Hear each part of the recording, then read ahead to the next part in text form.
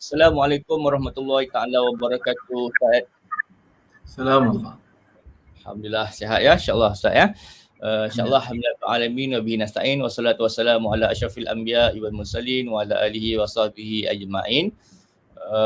Pertamanya kita ucapkan terima kasih kepada pihak sekolah Sekolah Rendah Swasta Setia Budi ya, Setia Budi Ustaz ya. Yang mana kita akan buat video ni khusus kepada para pelajar tahfiz di Sekolah Setia Budi ya. Sekolah menengah. Sekolah Menengah Setia Budi ya. Okey, video ni untuk para pelajar sekalian. InsyaAllah Ustaz akan berkongsi dengan kita perkara-perkara yang sangat penting dalam kehidupan sebagai untuk kita nak menjadi seorang tahfiz dalam Al-Quran. Okey. Baik Ustaz, boleh Ustaz ceritakan sedikit latar belakang Ustaz kan, lahirnya di mana, kemudian belajarnya di mana dan akhirnya ke mana sehingga hari ini Ustaz. Silakan Ustaz. InsyaAllah.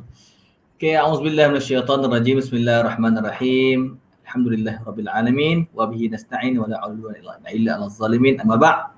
Assalamualaikum warahmatullahi wabarakatuh. Alhamdulillah. Terima kasih kepada Tuan Taufik. Jadi alhamdulillah. Terima kasih juga kepada pihak sekolah kerana sudi menjemput kami pada hari ini. Pada hari ini insya-Allah. Jadi untuk memulakan panjang cerita ni, saya akan kenalkan diri saya dulu. Tak kenal maka tak cinta. Kan. Jadi nama diberi adalah Nabil Mahathir. Ustaz Nabil, orang panggil Ustaz Nabil Al-Hafiz. Dilahirkan di Madinah Al-Munawwarah ketika mak pergi haji. Dulu sebenarnya masa tu mak pergi haji, tak cukup bulan. Jadi lepas habis haji alhamdulillah ditakdirkan dan Allah berikan kemuliaan. Alhamdulillah saya dapat lahir di sana ketika umur 7 bulan masa tu. Terus lahir di Madinah.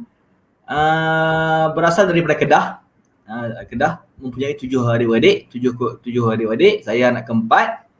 Umur 7 bulan ditakdirkan Allah uji dengan terjatuh buai. Buai kalau orang Kedah panggil doi. Tapi kalau kita ni panggil kalau orang KL ni buai lah, buayan ya. Jadi umur 7 bulan tu masa dulu teknologi masih kurang, jadi nak menunggu untuk operation lambat. Jadi sehingga umur 4 tahun, bila umur 4 tahun buat operation di HKL, Hospital Kuala Lumpur, maka ditakdirkan Allah juga, Allah uji lagi dengan apa? Allah doktor tersalah buat, maka terputuskan saraf mata. Maka butalah sepanjang hayat umur 4 tahun. Jadi alhamdulillah. Kan? Tapi tak apa, kita cerita lagi.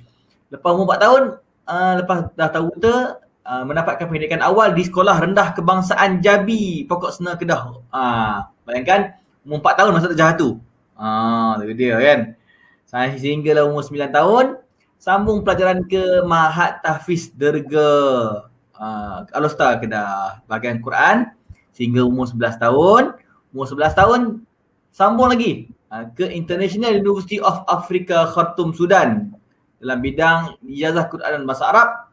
Jadi sehingga umur 13 tahun, alhamdulillah umur 13 tahun dikurniakan, alhamdulillah diberikan Allah bagi dan alhamdulillah dikurniakan degree Quran bahasa Arab umur 13 tahun. Balik Malaysia, dah tak tahu apa nak buat, masuk sekolah menengah setahun, berhenti, terus belajar komputer dan alhamdulillah umur 14 tahun dikurniakan, dia iktiraf sebagai orang buta pertama yang boleh repair komputer, software hardware, dan lepas tu terus bekerja dengan syarikat Mimos selama 3 tahun, Microsoft 2 tahun, dan sekarang alhamdulillah mempunyai company sendiri iaitu Al-Afiah Creative Solution dan pusat rawatan Al-Afiah, sehingga sekarang alhamdulillah mempunyai beberapa pekerja lah. Alhamdulillah. Wallahu alam. Okey Ustaz, banyak pengalaman ya. Umur 13 tahun dah ada degree ya, pelajar-pelajar tengok Ustaz. Jadi kita pun nak tertanya-tanya Ustaz kan. Jadi macam mana yang terdetiknya untuk belajar Al-Quran ni Ustaz? Macam mana boleh terdetiknya belajar, bila waktunya, macam mana caranya dan sebagainya Ustaz. Silakan Ustaz. Okey. Alhamdulillah. Jadi sebenarnya untuk saya daripada kecil ni, saya orang buta seorang. Orang buta, mana anak-anak, adik-adik semua nampak saya seorang buta. Jadi mak saya ni daripada kecil memang terapkan kami dengan Al-Quran. Malam ni semua kena baca Quran, salah kena pukul. Jadi ada adik kakak-kakak lain, dia orang mak ajar, mak pukul, dia orang apa semua. Tapi alhamdulillah dengan Allah tarik mata saya ni, bila kakak-kakak adik-adik belajar Quran, bila dia orang baca, saya boleh dengar, saya hafal, saya ingat. Jadi memang daripada kecil memang saya minat dengan Quran. Mak saya ajar sikit saya boleh ingat dah. Mak saya ingat, ini saya hafal dah. Saya otomatik. Orang ni tak dapat lagi, saya dapat dah. Sehingga bila telah masa umur 4 tahun masuk sekolah rendah Jabi, setiap tahun saya dapat nombor 1. Memang juara lah 1, 2, 3. 1, 3, 2. Memang tu lah. Memang dapat saya sehingga umur 9 tahun. Mak bila balik sekolah mak saya panggil saya, "Abang, mak nak abang berhenti sekolah." Saya kata, "Mak, kenapa sekolah mak? Sedangkan abang setiap tahun dapat nombor 1, mak membanggakan keluarga kan." Macam tu kan. Dalam keluarga saya ni masa tu kakak lah juara. Lepas tu saya alhamdulillah lah. Jadi mak saya kata apa, "Abang, sebenarnya abang mak nak bagi tahu ni, orang yang akan dapat Tuhan pada ada akhirat nanti adalah orang yang hafal Quran. Tambah abang buta, tak nampak. Lagi abang adalah orang pertama hafal Quran. Nampak Allah." Saya kata, "Betul ke mak?" Mak kata, "Ya. Kalau abang nak berjaya, abang hafal Quran dulu bang. Abang dah dapat hafal sikit-sikit kan. Jom mak hantar abang baca tahfiz." Saya kata, "Mak, ada ke orang nak terima abang mak?" Kan. Mak kata, "Mak usahakan." Alhamdulillah. Sejak itulah bermulanya bila mak pergi tahfiz, pengetua masa tu confused nak terima tak terima. Yalah, semua orang biasa kan. Semua orang biasa tiba-tiba budak buta datang nak belajar macam mana? Macam dia orang pun tak ada asas. Dia orang tak ada asas nak ajar Quran. Lepas tu tak asas nak ajar Quran. Dia orang kata, "Ustaz kata tunggu makcik, tunggu pengetua kami balik." Pengetua kami mengajar di Brunei, Ustaz Mak Lazim. Jadi dia balik nanti dia akan interview anak makcik ni. Jadi pun saya pun okeylah. Tunggu dia balik. Dia balik dia interview, baca boleh hafal surah Yasin. Umur 9 tahun saya dah boleh hafal surah Yasin, dah boleh baca hafal surah Baqarah sikit-sikit, boleh hafal surah penting-penting lah sikit-sikit. Jadi dia kata apa, "Okeylah makcik, sebenarnya makcik, ustaz saya pun di Mesir dulu, ustaz makcik buta. Jadi saya tidak ada masalah untuk menerima Nabil ni." Jadi alhamdulillah di situlah bermulanya saya hafal Quran. Itu kisahnya ya. Okay, so bila ustaz belajar Al-Quran tu, apa yang berlaku masa proses belajar Quran tu? Ada tak dalam masa belajar Quran tu rasa macam penat, rasa nak menangis, susahnya nak hafal? Macam mana ustaz belajar teknik menghafal? Macam mana ustaz terus konsisten untuk hafal dan sebagainya? Silakan ustaz. Okey, sebenarnya setiap orang ni ada cara dia masing-masing untuk hafal Quran. Macam saya ni Allah uji tambah sekali dah buta tak dapat penglihatan. Kalau adik-adik mungkin belajar mungkin boleh tengok Quran, boleh baca, boleh eja semua kan. Saya ni memang tak ada, memang tak nampak. Zaman saya dulu Quran Braille susah dapat, mahal. Dulu Quran Braille satu jilid satu juzuk. Nak beli susah, tak, memang mahal. Jadi tak dapat beli. Jadi dulu permulaan saya nak hafal Quran dulu adik-adik belajar, saya hanya mendengar orang baca. Macam contohlah bila masuk kelas, saya akan jumpa ustaz kata, "Okey, ni kawan ni bantu Nabil ni, cuba baca sikit bagi dia dengar." Saya ikut, saya hafal sikit. Memang sangat susah lah. Memang kalau ikutnya memang mula rasa seksa, kenapa susah sangat, mak kata Quran ni hebat, tapi kenapa jadi macam ni, susah nak hafal ni. Sedangkan aku belajar dapat nombor 1 ni, Quran nak hafal sangat seksa. Bila tak dapat hafal, ustaz marah, "Apa tak dapat hafal ni semua?" Padahal tengok orang lain hafal satu hari satu muka, satu hari setengah muka, Fik. Tu adik-adik kan. Jadi satu hari saya nak hafal satu ayat pun sangat seksa mula-mula. Ya Allah, susah nak hafal. Tapi bila saya kenangkan balik, mak kata apa, abang kena ingat, betulkan niat abang niat nak hafal Quran untuk apa? Nak baca Quran untuk apa? Untuk orang ke untuk apa? Saya kata untuk nak ada ilmu, nak nampak Tuhan. Mak kata abang buta di dunia kan. Jadi kat akhirat abang nak nampak Tuhan kan. Nampak Tuhan abang kena usaha. Adik mak ajalah beberapa doa, maka insya-Allah pelan-pelan mula-mula saya dapat hafal suku ayat. Kan? Suku ayat contoh apa? "Wa minan nasi may yaqulu amanna." Hafal tu dulu, ulang, "Wa minan nasi may yaqulu." Lepas tu naik setengah ayat. Lepas tu satu ayat. Lepas tu 2 ayat. Lepas tu 3 ayat. Dan alhamdulillah masa tu memang agak panjang lah. Maknanya daripada umur 9 tahun hingga 11 tahun tu saya dapat menghafal hanya 9 juzuk aja. Dengan cara teknik mendengar dan hafal. Macam tu. Memang seksa sangatlah. Memang betul-betul. Jadi bila kita ingat niat kita, mak bila balik, mak saya ingat balik. "Abang ingat abang niat untuk apa?" Jadi itu yang menguatkan saya balik. Kalau tak memang sangat susah lah. Memang permulaan memang sangat susah. Tu belum disudari di Malaysia tu permulaannya. Kan. Kalau nak cerita panjang, nak cerita sebenarnya itulah itu permulaan yang memang sangat susah. Bila kat Sudan pula, bila mula sampai Sudan, saya ni adik pergi Sudan bersama-sama orang biasa, orang normal. Orang yang lepas SPM. Masa tu saya pergi Sudan, dengar berita pengambilan pelajar SPM ke Sudan. Saya kata saya nak pergi lah. Balik rumah, "Mak, abang kalau mak nak abang hafal Quran, abang tak nak pergi sekolah esok. Kenapa?" "Abang nak pergi Sudan." Mak kata, "Ya Allah, mana boleh ni, abang ni kecil lagi, dah buta." Orang SPM nak pergi juga, mak nak pergi juga. Jadi mak pun usaha, alhamdulillah dapat pergi ke Sudan. Pergi bersama-sama orang biasa. Maknanya bila orang biasa, orang pasal SPM adik, lagi dugaan besar. Pergi sana adik, Masya Allah, orang tak suka saya. Orang buta sibuk, susah nak bawa jalan sana, nak hafal, nak kena dengar lagi apa semua kan. Sistem hafal Quran sana adik kena tulis. Dia orang ada papan tulis papan loh ni tulis pakai dawat tulis. Start kena hafal. Saya macam mana saya tulis? Jadi alhamdulillah saya ada bawa mesin braille. Mesin braille tu saya pun tulis braille balik Quran. Satu. Sehingga lepas 3 tahun saya dapat hafal masa saya duduk Sudan 22 tahun lebih, saya dapat tulis 30 juzuk Al-Quran. Alhamdulillah. Itulah dugaan di antara dugaan cabaran saya hafal Quran di sana. Bila waktu sesuai Ustaz hafal Quran? Adakah waktu pagi ke, petang ke, malam ke ataupun macam mana Ustaz? Sebenarnya waktu kesesuaian ni bergantung pada diri kita. Macam saya tak ada waktu sesuai. Macam saya ikut orang baca. Masalahnya saya ikut time orang. Kalau time tu contoh saya kadang-kadang dekat Sudan tu, kadang ada orang ni baca waktu pagi, saya dengar waktu pagi. Lepas tu ada setengah orang waktu petang, saya baca waktu petang.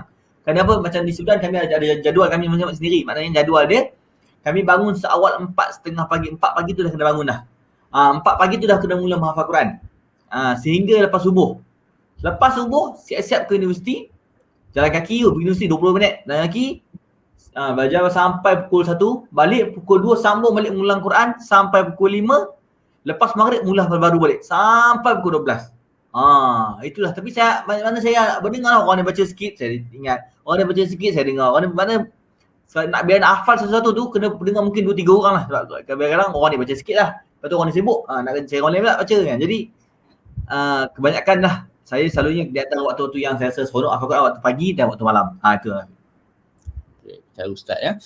Betul Ustaz, ada orang kata kan mungkin para pelajar mungkin tertanya kan. Yalah Ustaz pasal Allah berikan takdir buta jadi tak nampak maksiat. Tapi macam kami ni kalau orang celik kan, dalam kalangan pelajar tahfiz kita celik kan. Kadang-kadang tengok handphone tu kadang keluar benda perkara maksiat. Akhirnya boleh meluputkan kita punya ingatan. Jadi macam mana Ustaz kami nak kontrol benda-benda macam tu Ustaz? Sebenarnya itulah, kita manusia ni tak dapat lari daripada kesilapan, kesalahan.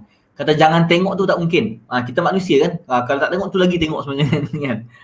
Jadi sebenarnya pertama sekali itulah, kita ni manusia ni kita kena selalu, kita sebagai orang Islam, orang beriman, kita kena selalu memperbaharui iman kita sebenarnya. Kan Allah paling suka orang yang memperbaharui iman dia. Kan? Memanglah tengok sekali rezeki. Tapi biar dia tengok saya tak tengok 2 kali 3 kali memang kan. Sebab benda tu memang di antara boleh membuat kita lupa lah tengok maksiat. Tu di antaranya. Ini maknanya kita pertama sekali kita kena memperbarui iman kita. Maknanya kita kena tanam dalam hati kita, ya Allah lindungilah aku, Allah aku tak nak buat ni Allah. Itu pertama sekali. Yang kedua, kita kena bertawasul kepada Allah. Kita kena minta doa. Doa ya Allah lindungilah kami ya Allah. Kuatkanlah kami ya Allah. Jadi Quran yang adik, kita jangan tinggal dia sebenarnya Quran ni. Kita jangan tinggal dia. Quran ni dia sangat laju. Maknanya kalau kita tinggal dia 1 hari, dia tinggal kita seminggu. Kita tinggal dia seminggu, kita tinggal kita sebulan. Tinggal sebulan, dia tinggal kita setahun dan seterusnya. Quran ni. Jadi sebab itulah kita kalau kita nak jaga tu memang bila menjadi seorang penghafal ni, dia sangat berat sebenarnya. Kan? Memang tak nafikan memang berat. Kenapa? Kalau waktu Nabi sebut iqra'ul Quran, baca Quran. Fa innahu ya'ti yaumil qiyamah syafi'an li ashabihi. Sungguhnya pada hari kiamat dia datang pada kiamat akan menjadi syafaat kepada yang bacanya. Jadi ada dia sangat betul. Kenapa? Bukan semua orang boleh hafal Quran. Bukan semua orang boleh hafal Quran. Jadi kita di antara orang yang terpilih. Jadi bila dah kita mula hafal Quran, kita kena jaga. Maknanya memang dugaan akan besar. Akan dengar maksiat. Tiba ada orang datang perempuan cantik kan. Tengok tu adik kita sendiri pun nampak. Jadi benda-benda tu dugaan besar. Jadi sentiasa memperbarui iman kita, sentiasa beristighfar. Dengan menyebut nama Allah, hati kita akan menjadi tenang. Bila tenang, kita senang lah. Kita ingat. Wallahu a'lam. Okey, baik. Ustaz, ada tak macam petua-petua ataupun amalan pemakanan Ustaz boleh membantu kita untuk kita nak kuat ingatan Ustaz? Ada tak Ustaz amalkan makanan tertentu Ustaz? Saya sebenarnya nak kata banyak lah. Saya dengar memang lah kalau kita nak jaga hafalan, kita kena makan benda kebaikan, tinggal benda buruk kan. Benda makanan yang tak elok. Tapi saya di Sudan dulu, untuk pengetahuan adik, pun cubaan nak belajar ni sangat susah. Sudan ni tak ada makanan yang best. Zaman saya pergi dulu, nasi satu pinggan RM20. Mahal gila. Kan? Jadi dulu kat Malaysia mak kata jangan makan Maggi kan. Maggi makan boleh tak lupa semua kan. Tapi kat Sudan tak ada apa nak makan. Jadi orang pergi Mekah bukan pesan doa. Pergi orang pergi Mekah pesan beli Maggi. Kan. Hari-hari makan Maggi. Masya-Allah, dah jemu makan roti. Makan yang murah roti lah. Roti yang dah boring. Jadi orang pergi Mekah beli Maggi. 3 kotak. 1 kotak ada 40 bungkus. Hari-hari makan Maggi. Tapi alhamdulillah ingat juga. Tapi adik-adik lah. Tapi kalau boleh sebab lain orang lain cara. Jadi kalau boleh saya akan bagi saya jaga makanan yang akan mencorakkan kehidupan kita. Maknanya jaga jangan makan benda-benda kalau untuk ingatan ni, untuk melemahkan, kalau ikut sains pun kena kurangkan makan makanan yang berajinomoto. Macam Maggi kan dia ada perasa dia kan. Lepas tu kalau kita makan benda masam, kena jagalah. Jaga makanan, ambil makanan-makanan yang bagus. Macam kurma, kismis. Kenapa? Itu dari sudut sains dan kesihatan. Kalau kita jaga pemakanan kita bersemangat. Dia bukan ada apa. Kalau kita lemah, itu yang kita ngantuk tu yang susah nak hafal. Tapi kalau kita kuat, makan hari-hari, makan kurma, makan madu, lepas tu makan vitamin, makan jiko. Bukan sekadar makan kurma, boleh makan vitamin yang hospital, makan vitamin, makan jiko biloba, macam-macam untuk menguatkan ingatan kita. Itu. Yang penting makan yang benda-benda baik. Kulu min thayyibat. Makan dengan makanan yang baik. Makan sayur banyak-banyak. InsyaAllah mudah-mudahan bila kita makan sihat, ingatan kita pun kuat. Itu. Wallahualam. Hebat Ustaz ya. Macam-macam nasihat yang berikan kepada kami. Ada satu lagi soalan Ustaz. Ialah kalau sebelum ni kalau kami menghafal, mungkin para pelajar kita hafal Quran, dia ada bi'ah dia. Maksudnya persekitaran, kawan-kawan, kami bersama-sama. Tapi sekarang ni yang COVID kan, terpaksa duduk kat rumah kan. Jadi sangat cabaran kan. Maksudnya abang ada cara abang, kakak cara kakak, adik kan. Jadi kadang nak fokus tu susah lah. Nak bangun tidur pun kadang-kadang penat kan. Dengan COVID ni asyik duduk kat rumah je, bosan lah Ustaz. Nak hafal Quran pun kadang tak ada mood dah. Maksudnya penat dia duduk kat rumah ni kan. Jadi apa pesanan untuk para pelajar kita ni Ustaz?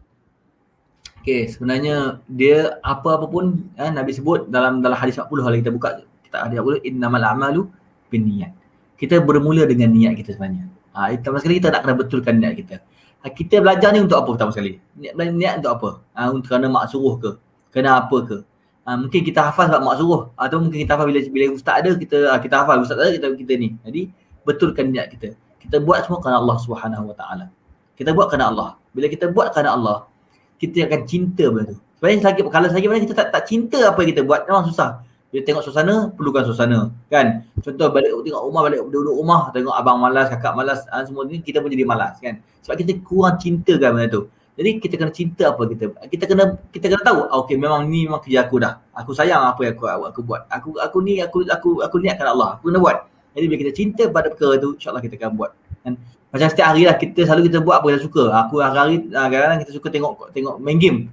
Mula nak main game. Tak salah nak main game pun, tapi maknanya kita suka. Macam tu kat Quran ni. Macam ilmu ni kita kena cintakan. Cintakan.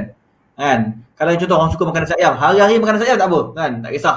Hari 10 hari, 20 hari nasi ayam tak apa. Macam tu juga dengan Quran ni, dengan ilmu ni kita kena cinta, rasa cinta dia. Bila niatkan Allah Subhanahu Taala, kita cinta ilmu tu, kita akan dapat suasana dia. Kan? Yang kedua, kita kena ada adab untuk belajar sebenarnya. Yang penting adab sebenarnya. Kita, bagi saya lah, saya nak beritahu, kita tengok contoh. Kita akan jadikan Imam Syafi'i sebagai idola kita. Kenapa? Imam Syafi'i, betapa jaganya adab dengan Imam Malik, dengan untuk guru dia, sehingga dia balik rumah, dia tak tidur, dia tak nak kaki dia tu mengarah kepada rumah guru dia. Walaupun jauh tu, tapi arah tak mau. Maknanya dia hormatnya. Bila ada hormat kepada ustaz kita, guru kita, bila di rumah pun tak ada dia pun kita boleh buat. Tapi kalau kadang kita buat kerana dia datang baru kita buat, bila dia panggil untuk live baru kita baca, tak ada apa. Tapi kalau kita buat dengan hormat, adab kita dengan Allah, adab kita dengan guru, adab kita dengan ilmu, kita akan buat. Walaupun tidak ada jadual untuk kita buat. Jadi kita kena buat dengan ikhlas, niat kita betul, buat dengan betul-betul, betulkan niat kita tadi saya kata. Lepas tu kita cintakan ilmu tu, lepas tu kita adab kita jaga elok dengan Allah, dengan Quran, dengan ilmu, dengan guru, insya-Allah. Walaupun tak ada suasana, kita akan dapat harungi benda tu. Kan? Memang kita akan dapat. Memang susah. Sekarang ni duduk rumah, adik-adik belajar dengan dia tu, tengok TV, tengok kartun, tengok Naruto lah, tengok Conan lah, tengok macam-macam kan. Tengok macam-macam lah sekarang ni.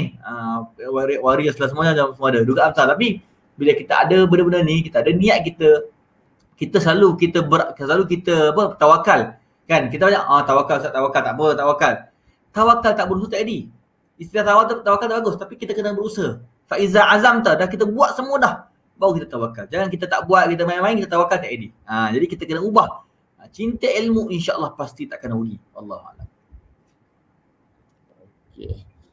Ustaz bagi satu perkara, yalah Ustaz tadi kalau kita nak kekalkan dengan istiqamah dengan baca Quran tu tadi, bergantung pada niat yang kita ada, ataupun betulkan niat lah supaya kerana Allah semata-mata. Kadang bukan Ustaz kan, para pelajar kita ni kita mula-mula memang niat tu kerana Allah. Tapi kadang-kadang ada satu masa-masa tu memang bila dah penat tu, bila dah stres sangat, tengok Quran pun sampai tertidur Ustaz. Penat sangat kan, apa nak buat ni, terdoa ke apa ke petua ke untuk nak bagi kita kuat terus membaca dan menghafal Quran Ustaz. Sebenarnya memang kalau nak mudah tidur baca Quran memang terlelap. Saya sendiri pun kalau orang tak tidur malam boleh baca Quran, memang tidur. Memang bila kita baca Quran dugaan besar syaitan pun akan datang, akan kacau mata kita, akan uli-uli, tidurlah kan. Sebab itulah di antara orang panggil kaifiat untuk kita untuk kuatkan fikiran, untuk kita hilangkan ngantuk, kuat semangat. Pertama sekali kita kena baca banyak amalkan tu. Rabbi syrahli, doa Nabi Musa tu. Rabbi syrahli sadri wa yassir li amri wahlul 'uqdatam min lisani yafqahu qawli. Amalkan tu selalu. Itu paling hebat sebenarnya. Fadilat dia. Doa tu doa, tapi Allah fadilat tu banyak sangat. Mana kita baca dengan penuh yakin, amalkan tu Rabbi syrah li tu. Yang kedua, mulakan dengan apapun niat. Niat ya Allah aku nak usaha ni, Allah kau bagi kekuatan yang aku, ya Allah, baca Rabbi syrah li. Lepas tu orang tolong baca gariskan Allah maftah alaina hikmataka wa ansyur alaina min khada'in rahmatika ya arhamar rahimin. Minta baca tu kan. Itulah sumber kekuatan kita sebenarnya. InsyaAllah bila kita baca tu dan kita akhir dia tutup dengan subhanakallah wa bihamdika asyhadu an la ilaha illa anta, baca tu insya-Allah kita punya semangat akan terus kuat, akan esok akan nak baca lagi. Tu di antara yang kita boleh cubalah, boleh buat. Kenapa? Saya yang kedua kali itu ada satu doa sebenarnya yang mak saya ada bagi saya juga, dan saya amalkan setiap sebelum saya hafal Quran. Memang bila hafal tu dia jadi mudah kan. Nanti sebelum habis saya akan baca sepintas lalu. Nanti kalau nak nanti saya minta ustazah akan kontak saya sebab saya nak tulis tak reti. Jadi boleh record nanti insya-Allah. Jadi bermakna kita kena doa silahul mukmin. Yang kita dah usaha, kita dah buat berdoa. Doa senjata manusia. Allah sebut wa idza sa'alaka ibadi anni fa anni qarib. Wahai Muhammad, jika hamba-Ku bertanya kepada aku, di manakah aku? Kata aku dekat je. Aku akan menerima apa yang hamba-Ku minta. Jadi berdoa. Kan? Nabi Musa dan Ibu Firaun pun berdoa. Kan? Nabi Sulaiman pun berdoa. Nabi Ibrahim pun berdoa. Jadi kita ni insya-Allah kalau kita nak kuat, banyakkan berdoa, kuat semangat, insya-Allah Allah bagi. Wallahu a'lam. Okay Ustaz ya, banyak petua ataupun nasihat yang diberikan kepada para pelajar kita ya, dalam rakaman ni Ustaz. Soalan seterusnya Ustaz, macam mana kita nak kita nak terapkan rasa syukur kita terhadap diri pelajar kita ni supaya atas nikmat Al-Quran dan kesempurnaan akal dan panca indera. Kita tengok Ustaz, Allah takdirkan buta, para pelajar kita ni alhamdulillah Allah bagi celik. Bagaimana nak rasa supaya mereka bersyukur kan? Kalau ustaz yang buta pun boleh hafaz, takkanlah kita yang celik ni tak boleh nak hafal Quran kan? Pelajar yang fokusnya hanyalah belajar saja kan, tak ada tanggungjawab yang lain. Macam mana ustaz nak bagi nasihat kepada para pelajar kita ni ustaz? Okey, sebenarnya adik pelajar sekalian, kita ni semua Allah bagi nikmat ya. Macam-macam. Kita ada bangga dengan orang ni engineer, orang ni belajar ni, orang ni hebat. Sedangkan kita tak tahu, sebenarnya kita kena tahu bahawasanya satu benda yang sangat hebat, babul ilm. Jadi kita dah dapat kunci dia. Kan orang lain nak belajar memang boleh jadi hebat, tapi kita nak belajar susah. Tapi kita ni ada satu kunci ilmu yang mukjizat yang Allah turunkan, Nabi dah beri kepada wahyu kepada Nabi untuk sampai kepada kita satu mukjizat yang sangat besar, iaitu Al-Quran. Al-Quran dikatakan pintu ilmu, babul ilm. Bila kita tahu kita dapat kunci tu, bayangkan kita bersyukur kita dapat contoh orang bagi kunci rumah baru, apa kita rasa? Seronok syukurnya kan. Sebab kita kena rasa satu bernilai. Bukan semua orang, Quran ni bukan semua orang boleh hafal. Semua boleh baca. Tapi bukan semua orang dipilih untuk menghafal Al-Quran, dapat hafal Quran. Kan? Quran ni hebat adik-adik. Memang sangat hebat. Kita kena bangga bahawa kita hafal Quran. Tapi bangga kita kena hafal dan faham dan amalkan. Jangan bangga kita hafal dia belagak dengan orang, tak boleh. Kan? Jadi Syukur tu. Allah sebut la in syakartum la azidannakum. Kalau kita bersyukur Allah akan tambah rezeki pada kamu. Adik-adik, kita tengok orang belajar PT3 hebat, SPM hebat kan. Kita adik tahu, ada seorang ada di antara kalangan dia orang ni yang hebat sebab apa? Bukan sebab dia orang belajar tak. Sebab dia orang hafal Quran. Ada seorang kawan saya adik-adik. Dulu sekolah rendah tu, sekolah tahfiz dulu, masa saya sebelum saya masuk tahfiz Lerga tu dia dah ada dah. Memang nakal gila, memang teruk betul nakal gila. Saya masuk tahfiz pun dia ada lagi, tak keluar-keluar. Saya pergi Sudan, dia ikut pergi Sudan. Tapi dengan keberkatan dia hafal Quran adik-adik. Dan dia jaga Quran adik. Dia balik Malaysia lepas tu, dia hanya tuition 6 bulan adik, dia dapat 12A 1B. Maka hebat gila adik. Memang tak sangka. Memang tak ada asas PSR, tak ada apa tak, tapi bila dia pergi dengan keberkatan Al-Quran tu adik, bernilainya sangat bernilai Quran ni dengan nilai masya-Allah memang hebat gila. Dia dapat 12A 1B. Main sekarang dah jadi lawyer sekarang ni. Kan? Maknanya memang hebat, memang sangat hebat kawan saya tu. Masya-Allah. Maknanya kita kena bersyukur. Kita kena tanamkan sifat syukur kerana bila ada syukur, bila kita bersyukur dengan ilmu yang Allah bagi, Quran kita bagi ni, insya-Allah Quran ni dia akan jaga kita adik. Orang lain mungkin ada maths, ada BI, ada BM saja, tak ada apa. Dia orang ada, tapi kita ni ada tambah satu Quran yang sangat hebat. Ada pintu, ada kunci dah.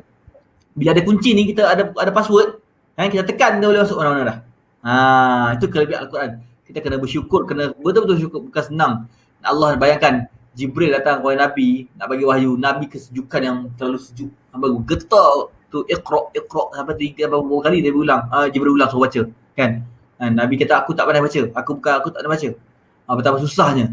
Tapi alhamdulillah bila sekarang ni kita diberi pilihan untuk kita menghafal Al-Quran. Kita dalam keluarga Al-Quran, kita dalam golongan penghafal Al-Quran. Bayangkan bila ibu ayah kita meninggal, bila ayah meninggal, bila di syurga nanti kita berpeluang. Ada hadis mengatakan kita boleh bawa 7 orang masuk syurga bersama kita. Kita boleh bawa 10 orang. Ada pendapat kata 70 orang. Ada pendapat kata 100 orang. Mana kita sangat bertuah. Kena bersyukur. Mak ayah kita dah ada package, dah ada lesen. Kita kita boleh bawa mak ayah kita masuk ke syurga. Tapi dengan syarat kita kena jadi penghafal Al-Quran yang betul-betul hafal Quran, yang betul mengamalkannya. Jangan cakap hafal Quran lupa, tak boleh.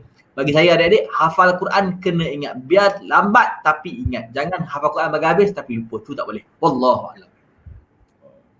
Betul ya adik-adik pelajar sekalian ni Ustaz maksudnya untuk pengetahuan adik-adik pelajar tahfiz sekalian ya, Ustaz Nabil ni selain pada baca Quran, dia ni Ustaz ni pandai repair komputer tau. Jangan tak tahu repair kereta pun boleh. Dia tahu masalah kereta kalau ada kerosakan. Mungkin datang daripada hikmahnya Quran tu tadi. Dan akhirnya Ustaz boleh hidup kan hari ni. Ustaz juga ada syarikat konsultan. Ustaz Nabil juga ada rumah, ada kenderaan Alphard lagi kan, kereta mewah lagi. Masya-Allah. Ya. Malah live ni pun, recording ni pun Ustaz punya. Ustaz beli that sistem ni kan. Maksudnya hebatnya Al-Quran itu telah masuk di dalam kehidupan Ustaz Nabil dan kemudian memberikan rahmat kepada kita manusia ni. Alhamdulillah kan. Termasuklah adik-adik hari ni yang mendengar kita punya video ini supaya moga-moga mendapat manfaat kepada kamu semualah, pada para pelajar semua. Baik Ustaz, untuk 10 minit yang terakhir ni Ustaz, untuk kita berikan sedikit nasihat yang terakhir lah. Terakhir untuk video ni lah, bukanlah terakhir, insyaAllah bukan terakhir untuk kehidupan ya. InsyaAllah kita doakan kita panjang. Kita jumpa lagi kan. Risau COVID ni kan. Maksudnya takut tu. Menakutkan, betul. Kepada para pelajar ni untuk kita nasihat kepada mereka untuk terus kuat bersungguh-sungguh iltizam istiqamah dalam menghafaz Al-Quran demi ummah. Silakan Ustaz. Sebenarnya adik-adik kita sekarang ni di saat yang getir sekali. Saat yang memang agak mencabar. Saat yang serba kelang kabut. Saat yang kita memang tak ada ilmu, tak boleh. Kita walaupun kau cerdik, kalau macam mana pun kau kaya macam mana pun, tak ada ilmu, tak guna. Jadi alhamdulillah adik-adik mempunyai keluarga yang mampu untuk mengantar adik-adik untuk belajar sekolah, untuk menghafal Quran, untuk buat semua. Adik-adik mampu untuk keluarga adik-adik mampu untuk buat, untuk memberi kepada adik kemewahan, kan? Tapi kemewahan bila tak ada ilmu, bila dia orang tak ada nanti, maka tak ada apa dah. Jadi pada saat inilah, bila waktu inilah kita menentukan diri kita adik. Bukan daripada masuk universiti dia baru nak ni, tak. Daripada sekarang ni kita mengaturkan diri kita. Kita nak kawan apa yang aku nak jadi masa depan. Kita jangan rasa aku hafal Quran aku tak boleh jadi apa. Jangan. Quran tu tadi. Quran ni sangat hebat. Apa kita nak jadi pun bila kita hafal Quran, kita mula dengan Quran, insya-Allah semua boleh jadi. Saya tak sangka saya boleh repair komputer. Tak logik kot komputer repair komputer kan. Tapi dengan keberkatan hikmah Al-Quran tu, masya-Allah boleh buat benda tu. Kan? Orang yang hafal Quran, tengok Syekh Sudais hafal Quran, pakar bedah kot. Kan? Maka hebat, maknanya tak benda tu bila kita tu kata bila ada Quran ni semua boleh. Yang penting pertama sekali kita kena ada niat kita yang betul. Kena ada kesungguhan. Kena ada target. Kena ada apa pun yang diniatkan. Kita kena siap sendirilah. Sekarang ni apa yang aku kena buat untuk aku berjaya? Bila aku mula hafal Quran, apa yang aku nak kena buat? Adakah aku hafal Quran sengaja saja ya, ataupun ada aku nak kena apa? Belajar. Isi tafsir belajar. Dan adik-adik betul kenapa Quran ada akademik ada. Semua ada. Jadi takkan tak ramai. Masya-Allah memang hebat. Di sini adik-adik boleh membuktikan bahawasanya aku mampu menjadi lebih hebat. Aku ada Quran. Kita tak lawan dengan orang putih adik-adik. Kita tak lawan dengan senjata. Kita lawan dengan ilmu. Kita tak lawan dengan bom, tak boleh. Kita ni orang kita yang kita tak ada akses. Jadi kita boleh lawan dengan ilmu. Kita nak naikkan orang Islam kita sekarang ni, nak naikkan orang juga kita ni hebat dengan ilmu. Dengan ilmu lah kita boleh buat bangunan. Dengan ilmu lah kita boleh berjaya. Dengan ilmu lah kita boleh jadi kaya. Dengan ilmu lah kita boleh buat macam. Tak ada ilmu, tak ke mana. Ada duit macam mana pun kalau tak ada ilmu, habis macam tu je. Ingat adik, yang paling penting adik, bila kita hafal Quran ni, ingat Nabi sebut apa dalam hadis, "Idza mata ibnu Adam inqata'a amalu illa bisalas." Bila matinya anak Adam, terputuslah segala semuanya. Habis kecuali 3 perkara yang tinggal. Shadaqatun jariyah, al-amal yartafa'a bihi wa ghayrun salihah. Sedekah jariah. Sedekah jariah, kalau kita ada duit mungkin dari tepi, mungkin mak bapak kita ada duit, kita nanti zaman kita takut tak ada duit, kita tak mampu. Jadi sebab tu kita perlu belajar sungguh-sungguh. Al-amal yartafa'a bihi, kita hafal Quran, kita buat perkara baik, kita ajar orang walaupun sikit, kan? Dapat pahala. Dan waladun salih atau salih yad'u lahu. Maka anak soleh dan anak solehah yang akan mendoakan ibadah dia. Itu aset yang paling besar sekali dia. Jadi bersungguh-sungguhlah untuk belajar. Jangan putus asa. Kenapa? Kita ni di jalan yang betul, jalan yang benar. Jalan yang memang Quran ni, masya-Allah, saya tak ada kata belum tak tergambar. Adik-adik kira betul lah. Ramai adik orang hafal Quran tapi tak dapat masuk. Ramai lagi orang yang berduit, yang kaya gila-gila nak hantar anak hafal Quran tapi tak dapat. Adik-adik sangat bertuah. Kerana pada waktu ni adik-adik dengar Al-Quran. Di zaman akhir zaman ni adik-adik dengan Quran, masya-Allah, sangat hebat. Jadi gunakan kesempatan yang ada untuk menjadikan diri adik ke depan apa yang aku nak jadi.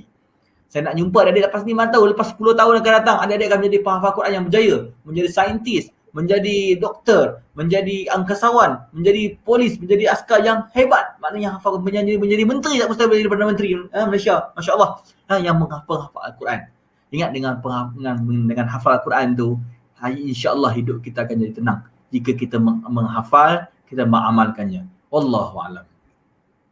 Alhamdulillah Ustaz ya, dan para pelajar sekalian, hampir 30 minit kita bersama untuk mendengar perkongsian dan pengalaman yang diberikan oleh Ustaz Nabil ya.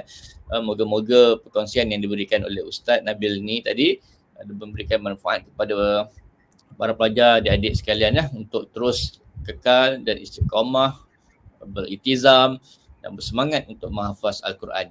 Kami berdua mendoakan supaya adik-adik supaya berjayalah dalam menghafaz Quran dan keluarlah, insya-Allah kita doakan adik keluar esok, keluar daripada sekolah menengah ni dan jadilah satu masyarakat, satu ulama ataupun satu orang profesional yang akan membantu masyarakat hari ini ke jalan syurga, insya-Allah. Amin, amin, insya-Allah. Dan saja perkongsian kita pada hari ini.